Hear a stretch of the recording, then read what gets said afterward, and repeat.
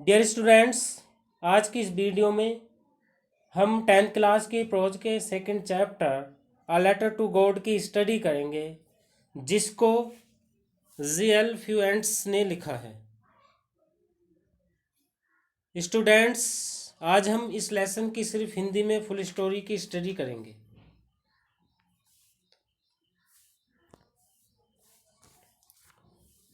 A letter to God एक किसान की कहानी है जिसका नाम लैंचो है। लैंचो, जो एक परिश्रमी किसान था, को तबाही का सामना करना पड़ता है। मुसीबत में वह भगवान को याद करता है और पैसों के लिए उन्हें एक पत्र लिखता है। इसी को इस कहानी में दिखाया गया है।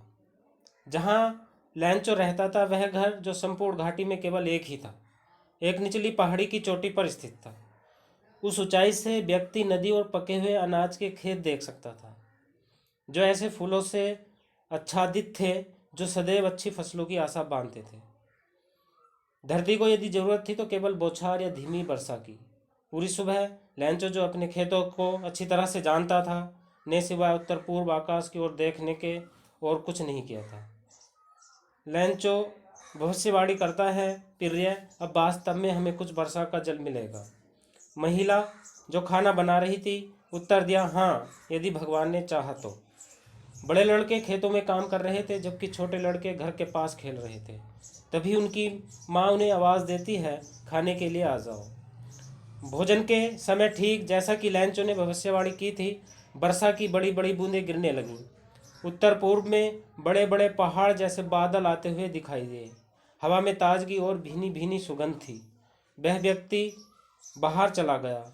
इसका कारण वर्षा के सुख को अपने शरीर पर अनुभव करना था और कुछ नहीं। जब वह वापस आया तो वह आश्चर्य से बोला, ये आकाश से गिर रही वर्षा की बूंदें नहीं हैं, ये नए सिक्के हैं। बड़ी बूंदें 10 सेंट के सिक्के हैं और छोटी बूंदें 5 सेंट के। एक संतुष्ट भाव से उसने अपने पके अनाज से भरे खेतों को वर्षा की चादर से ढका हुआ देखा। परंतु अचानक तेज हवाएं चलने लगी और वर्षा के साथ बहुत बड़े बड़े ओले गिरने लगे। ये ओले सचमुच नए चांदी के सिक्के के समान प्रतीत होते थे। लड़के उन जमे हुए मोतियों को इकट्ठा करने के लिए वर्षा में भागने लगे। यह वास्तव में अब बुरा हो रहा था। लैंचो ने कहा, मुझे आशा है कि ओले गिरने जल्दी बंद हो जाएंगे, परंतु ऐसा नहीं हुआ। 1 घंटे तक ओले मकान, बाग, पहाड़ी के ढलान, अनाज के खेत, संपूर्ण घाटी में गिरते रहे। पूरा खेत सफ़ेद हो गया, जैसा कि नमक से उन खेतों को ढक दिया गया हो। वृक्षों पर एक भी पत्ता नहीं रहा था, अचानक पूर्णतः नष्ट हो गया था। पौधों से फूल झड़ गए थे। लैंचो की आत्मा दुखी हो गई। जब तूफान थम गया, वह अपने खेत के बीच खड़ा था और उसने अपने बेटों से कहा, एक टिड्डी दल के हमले के बाद भी इससे अधिक बच गया होता। ओलों ने कुछ नहीं छोड़ा। इस वर्ष हमें अनाज नहीं मिलेगा। वह रात बहुत दुख भरी थी। हमारी सारी मेहनत का कोई लाभ नहीं हुआ। कोई नहीं जो हमारी सहायता करे। हम सब इस वर्ष भूखे रहेंगे। परंतु उन सबके दिलों में, जो इस घाटी के मध्य उस अकेले मकान में रहते थे, केवल एक ही आशा थी, भगवान से सहायता। इतना परेशान मत हो, यद्यपि ऐसा प्रतीत होता है कि यह सर्वनाश है। याद रखो, भूख से कोई नहीं मरता।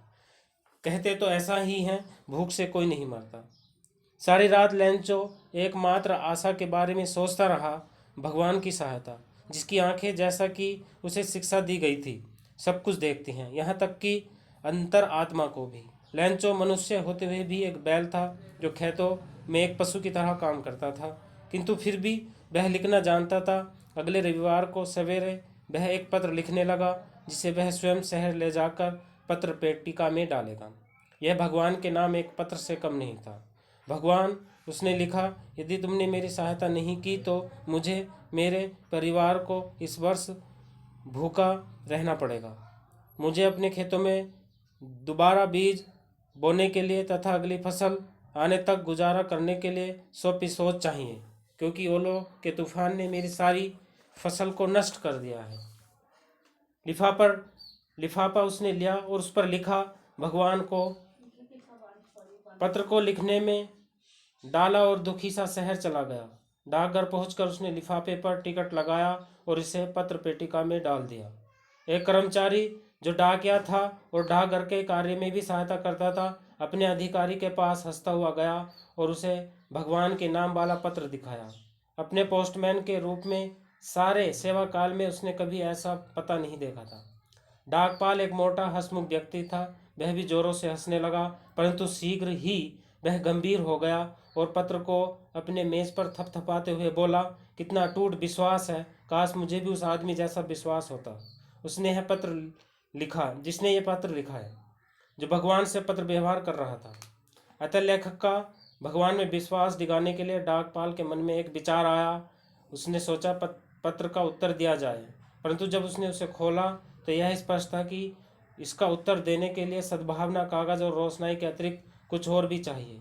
परंतु वह अपने प्रस्ताव पर अड़ा रहा और उसने अपने कर्मचारियों से धन मांगा और उसने खुद अपने वेतन का भी एक भाग उसको दिया और अपने मित्रों को भी पुण्य के नाम पर कुछ देने के लिए मजबूर किया। उसके लिए 100 पीसोज इकट्ठा करना असंभव था, अतः उसने जितना उनसे बन पड़ा 100 से कुछ कम लगभग 70 पीसोज उसने इकट्ठा किए और एक शब्द भगवान लिखकर लिफाफे को बंद कर दिया और उस पर लैंचो का पता लिखकर डाक में डाल दिया। अगले रविवार यह पूछने के लिए कि उसका कोई पत्र आया अथवा नहीं, लैंचो समय से कुछ पहले ही वहां पहुंच गया। डाकिया ने स्वयं उससे वह पत्र दिया, जबकि डाकपाल एक संतुष्ट व्यक्ति की भांति जिसने कोई नेक काम किया हो उसे देख रहा था। पत्र में धन देखकर लैंचो को कदापि आश्चर्य न हुआ। उसका विश्वास इतना अटूट था, परंतु जब उसने पैसे गिने तो वह नाराज हुआ।